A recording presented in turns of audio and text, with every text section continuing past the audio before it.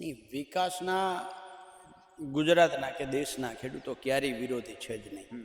આ સરકાર અને શહેરમાં બેઠેલા જે નાખેડૂ છે, એટલે કે જે ખેડૂત નથી, બરાબર છે, એ તમામ નાખેડૂ અને સરકાર બંને સમજી લે ખેડૂત ક્યારેય વિકાસનો વિરોધી હોય જ. તમારા ગુજરાત પ્લસના માધ્યમથી દર્શકોને કહું છું, તમને જેટલું યાદ આવે, નરેન્દ્રભાઈ એમ કહ્યું હતું સ્માર્ટ સિટી કરશું, તો નહીં તો 100 સ્માર્ટ સિટીની સામે થયું ખબર, જે ખરેખર સ્માર્ટ સિટી હતા ને એમાં ભાજપની નગરપાલિકાઓ, મહાનગરપાલિકાઓ બની. એટલે નરેન્દ્રભાઈએ જેટલું કહ્યું ને, જે નથી બોલ્યા એ અમારા માટે સારું છે, બાકી જેટલું બોલ્યા ને એનાથી સંપૂર્ણ ઉલટું થયું છે.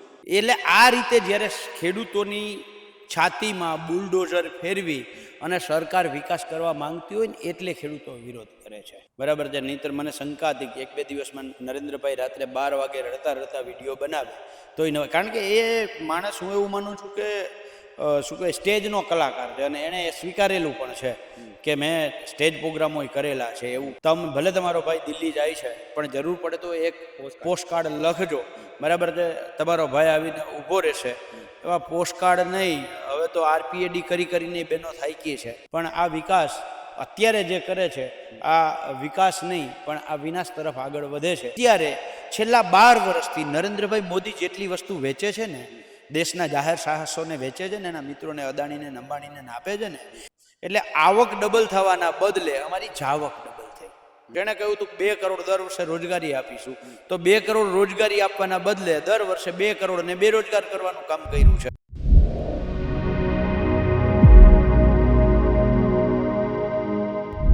ગુજરાત પ્લસમાં આપનું સ્વાગત છે. આજે છાવણીનો 8મો દિવસ છે અને આંદોલનનો 22મો દિવસ છે. આપણી સાથે પાલભાઈ આંબલિયા જોડાયા છે, એમની સાથે આપણે વાત કરીશું. પાલભાઈ, જે રીતે આ પાઇપલાઇનનું થઈ રહ્યું છે, સરકાર એવું કહે છે આ તો વિકાસ થઈ રહ્યો છે, સરકાર ખેડૂતોને કેમ આમાં અડચણ ઊભી કરી રહ્યા છે ખેડૂતો? નહીં, વિકાસના ગુજરાતના કે દેશના ખેડૂતો ક્યારેય વિરોધી છે જ નહીં. આ સરકાર અને શહેરમાં બેઠેલા જે નાખેડૂ છે, એટલે કે જે ખેડૂત નથી, બરાબર છે, એ તમામ નાખેડૂ અને સરકાર બંને સમજી લે ખેડૂત ક્યારેય વિકાસનો વિરોધી હોય જ નહીં.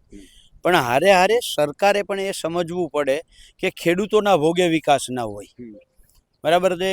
એ જે તે સમયના કાયદાઓ અને એ કાયદાઓ જે હતા, એ કાયદાઓ ખેડૂતોના ભોગે વિકાસ કરવા વાળા નહોતા. છેલ્લે 2013માં જમીન સંપાદનનો કાયદો બન્યો. આ કાયદા મુજબ જ્યારે કોઈ પણ જાહેર સાહસ કરવાનું હોય, એટલે કે સરકાર પોતે જ્યારે કોઈ સાહસ કરતી હોય અને એમાં ખેડૂતની જમીન જ્યારે લેવાની હોય, તો ભોગ બનતા ખેડૂતો પૈકી 80% ખેડૂતો સહમતિ બતાવે, બરાબર છે, તો જ એ સાહસ આગળ વધે, બરાબર છે. અને એ ક્યારે બતાવે હતા કે ખેડૂતને યોગ્ય વળતર મળે તો. એટલા જ માટે 2013માં જમીન સંપાદનનો કાયદો જે કોંગ્રેસના સમયમાં UPA સરકારે બનાવ્યો, એમાં બહુ સ્પષ્ટતા સાથે હતું કે માર્કેટ ભાવનું 4 ગણું ખેડૂતોને વળતર આપવું, બરાબર છે. એટલે શું થાય, માર્કેટ ભાવનું 4 ગણું વળતર મળે એટલે ખેડૂત સાહસ જે છે, સરકારનો કોઈ પણ પ્રોજેક્ટ હોય એમાં જમીન આપવાની ના ન પાડે. હવે એની જગ્યાએ આ સરકાર જે છે એ અત્યારે એમ કહે છે કે આ ગેસ પાઇપલાઇન નીકળે એ માર્કેટ ભાવ તમે પહેલાં ભૂલી જાઓ, નંબર 1. નંબર 2, 4 ગણું વળતર ભૂલી જાઓ. તમને જંત્રી ભાવે તમારી જમીનની કિંમત નક્કી થશે અને એ જે જંત્રી ભાવે કિંમત નક્કી થાય એના 10% મળશે. હવે ક્યાં માર્કેટ ભાવના 4 ગણા અને ક્યાં જંત્રી ભાવે જે કિંમત નક્કી થાય એના 10 ગણા, 10%, બરાબર છે, એટલે 10મો ભાગ. હવે પહેલી વસ્તુ તો એ છે કે માર્કેટ ભાવનો 10મો ભાગ જંત્રી છે, ઓલું માર્કેટના 4 ગણા હતા, બરાબર છે. એટલે જે 400 ગણા રકમ કાયદો 2013નો એમ કહે છે કે 400 ગણું જે વળતર હતું એ ઘટાડી અને માત્ર 10% જ વળતર આપવાનું છે, એટલે એનો 10મો ભાગ જ આપવો. આમ તો 400 ગણામાંથી 10મો ભાગ કરો એટલે લગભગ હું એવું માનું છું કે 1000મો ભાગ થાય, એટલે 1000મો ભાગ આપવાની વાત છે. એટલે આ રીતે જ્યારે ખેડૂતોની છાતીમાં બુલડોઝર ફેરવી અને સરકાર વિકાસ કરવા માંગતી હોય ને, એટલે ખેડૂતો વિરોધ કરે છે. કાલે મેં અહીંયા મહિલાઓ છે, ખેડૂત મહિલાઓ, એમની સાથે પણ વાત કરી હતી. મહિલાઓ ભાવુક થઈ ગયા હતા, મહિલાઓના આંખોમાં આંસુ હતા. મહિલાઓએ કીધું કે અમારો ભાઈ તો ગયો દિલ્હી, હજી સુધી કોઈ આયા નથી જોવા માટે. નરેન્દ્રભાઈ મોદી કહે છે મારી બહેનો છે, ગુજરાતની બહેનો. તો શું કહેશો? હવે એ શું કહે દેખાડવાના ને ચાવવાના અલગ, અને એમને તો મગરના આંસુ સારતા આવડે જ છે.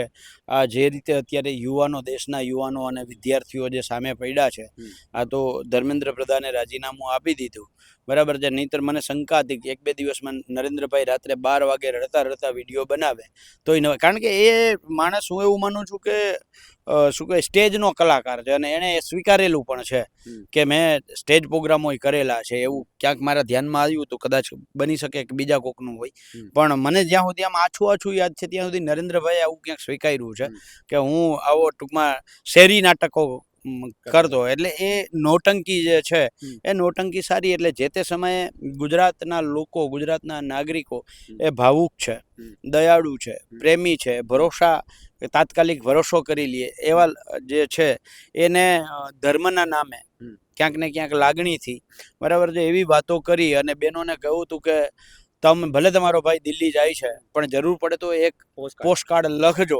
બરાબર છે, તમારો ભાઈ આવીને ઊભો રહેશે. એવા પોસ્ટકાર્ડ નહીં, હવે તો RPAD કરીને બહેનો થાકી છે, બરાબર છે. અને કેટલાક શું કહેવાય એ બહેનોના દીકરા એટલે કે ભાણા હોય કઈ ના કે મામા હવે ચડ્ડી પહેરવા વાહે વધે એમ નથી, બરાબર છે. આ બાજુ તમે કંઈક જોવ પણ મામા ગયા દિલ્હી. એટલે એ જે છે એ તો માત્ર એક પ્રકારનું ઓલું શું કહેવાય લોકોને મૂર્ખ બનાવવા માટેનું. અને આમ તમે જોવ અત્યારે જે રીતે દેશમાં ને ગુજરાતમાં ખેડૂતોની પરિસ્થિતિ છે એ ખૂબ નાજુક છે. અને અહીંયા જે બેઠા છે ખેડૂતો, ખાસ કરીને આ ગેસ પાઇપની લાઇનને લઈને, તો ખેડૂતોની જે માંગ છે એ ખૂબ વ્યાજબી છે. બાજુમાંથી નેશનલ હાઈવે નીકળે છે, એ નેશનલ હાઈવે ઉપર તમે ગેસ પાઇપલાઇન લઈ જાઓ.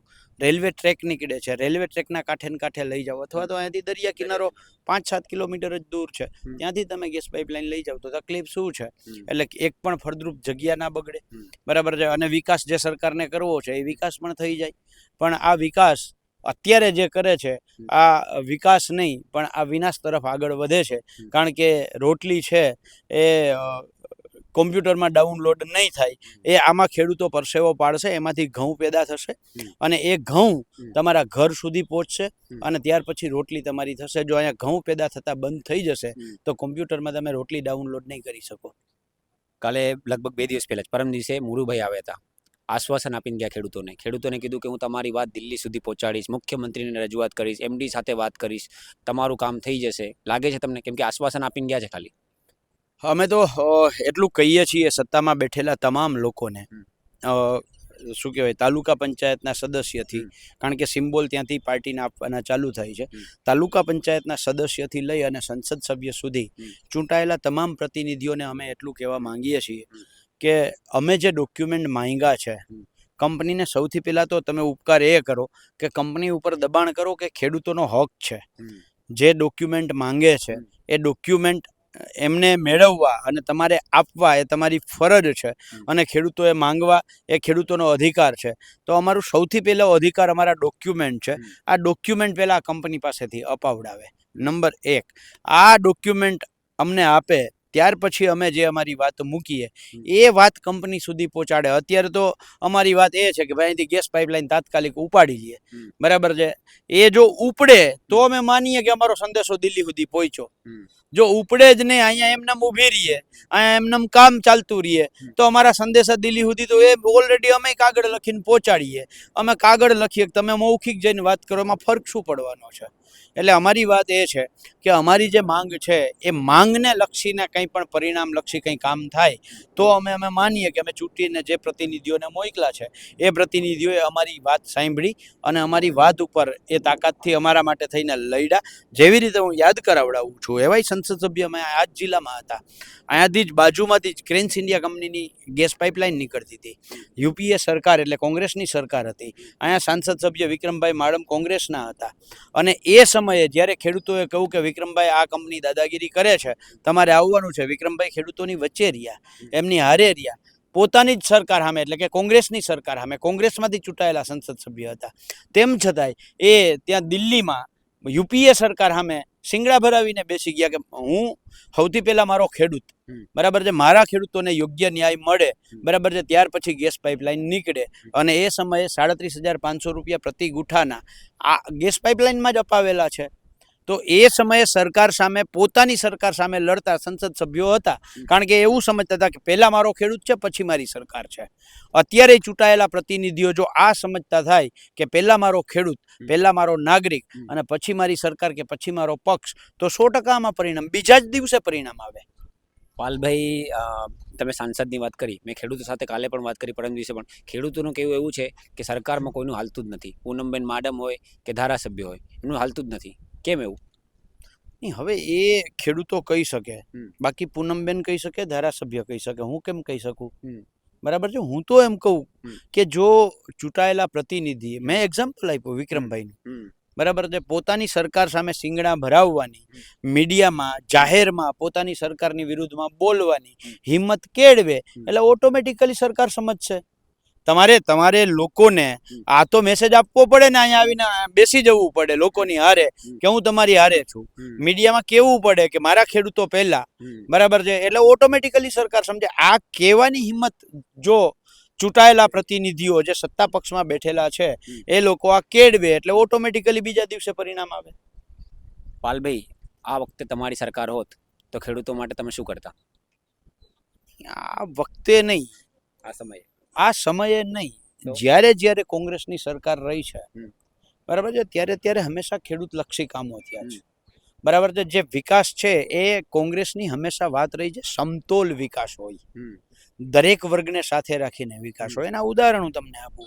દાખલા તરીકે ગુજરાતમાં બનેલા તમામ ડેમો, જેટલા ડેમ છે એ કોંગ્રેસના સમયમાં બન્યા, અને એની સામે જેટલી જીઆઈડીસીઓ છે એ કોંગ્રેસના સમયમાં બની. એટલે એક બાજુ જીઆઈડીસી એટલે ઉદ્યોગો થાય, બીજી બાજુ ડેમો થાય એટલે સિંચાઈ, ખેતી ડેવલપ થાય, બરાબર છે.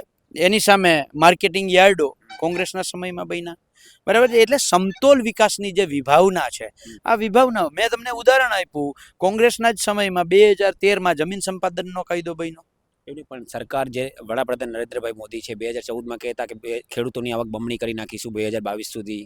પછી આ સરકાર પોતાને ખેડૂતોની સરકાર ગણાવે છે, ખેડૂતોની આવક બમણી થઈ ગઈ છે, ખેડૂત મારુતિ લઈને ખેતરમાં જાય છે, આવી બધી વાતો કરે છે.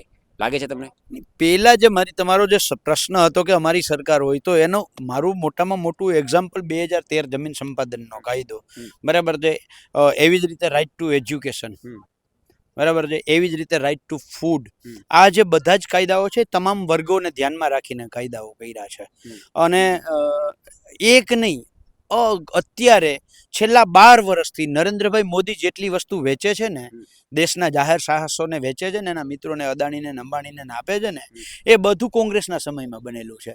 એટલે અમારી સરકાર હોત તો એના એક નહીં 1000 એક્ઝામ્પલ છે કે ખેડૂત લક્ષી, ગરીબ લક્ષી, વંચિત લક્ષી અને હારે ઉદ્યોગ લક્ષી, બરાબર છે. પણ ક્યારેય ગરીબો, વંચિતો, પીડિતો, ખેડૂતોના ભોગે ઉદ્યોગો નહીં, બરાબર છે. આ પદ્ધતિથી કામ કર્યું છે ને અમારી સરકાર હોય તો એ જ પદ્ધતિથી કામ કરે.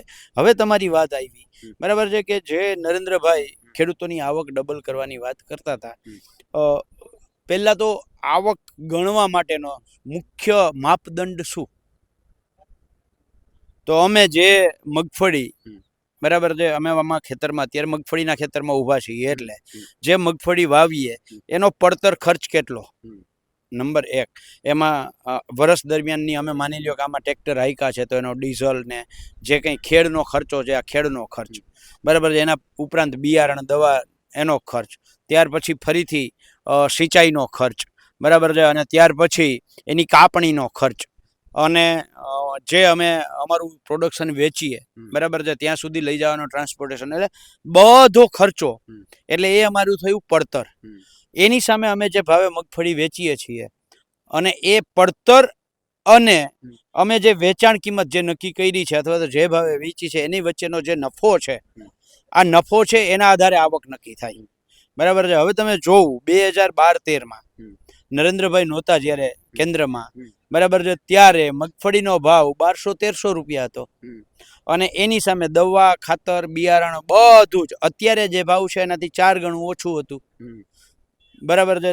નરેન્દ્રભાઈએ જેવું કહ્યું કે અમે આવક ડબલ કરશું, બરાબર છે, એટલે શું થયું કે મગફળી 1200 થી ઉતરીને 1000 રૂપિયા આવી, 800 રૂપિયા આવી. એટલે અમારી જે પ્રોડક્શન છે, ખેત જણસ છે, ખાલી મગફળી જ નહીં, તમામ વસ્તુ ખેત જણસ નીચી ગઈ, અને એનો જે ઉત્પાદન ખર્ચ છે એ ખર્ચ 2-3 ગણો વધ્યો. એટલે આવક ડબલ થવાના બદલે અમારી જાવક ડબલ થઈ. નંબર 1. અને બીજું, નરેન્દ્રભાઈએ જેટલી વસ્તુ કહી ને, જેટલી વસ્તુ તમને જેટલું યાદ આવે ને એટલું તમે યાદ કરજો. અને તમારા ગુજરાત પ્લસના માધ્યમથી દર્શકોને કહું છું, તમને જેટલું યાદ આવે, નરેન્દ્રભાઈ એમ કહ્યું હતું સ્માર્ટ સિટી કરશું. તો રોજગાર આપશું નહીં તો 100 સ્માર્ટ સિટીની સામે થયું ખબર, જે ખરેખર સ્માર્ટ સિટી હતા ને એમાં ભાજપની નગરપાલિકાઓ, મહાનગરપાલિકાઓ બની અને એની હાલત ખરાબ થઈ ગઈ. દાખલા તરીકે વડોદરાને આપણે સ્માર્ટ સિટી ગણીએ તો એ જે રીતે નગરપાલિકાઓનું એને શાસન કર્યું, તો વડોદરામાં છેલ્લા 3-4 વર્ષમાં જો દર વર્ષે પૂર આવે. કારણ શું? કે જે નદીઓ હતી ને એ નદીઓ ઉપર એને કન્સ્ટ્રક્શન કરી નાખ્યું, એટલે પાણીના રસ્તાઓ બંધ થઈ ગયા. એના મળતિયાઓને કન્સ્ટ્રક્શન કરવા માટે નદીઓ આપી દીધી છે.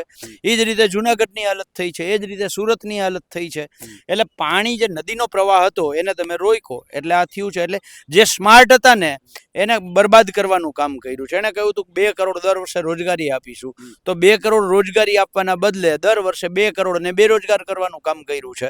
બરાબર છે. એટલે નરેન્દ્રભાઈએ જેટલું કહ્યું ને, જે નથી બોલ્યા એ અમારા માટે સારું છે, બાકી જેટલું બોલ્યા ને એનાથી સંપૂર્ણ ઉલટું થયું છે.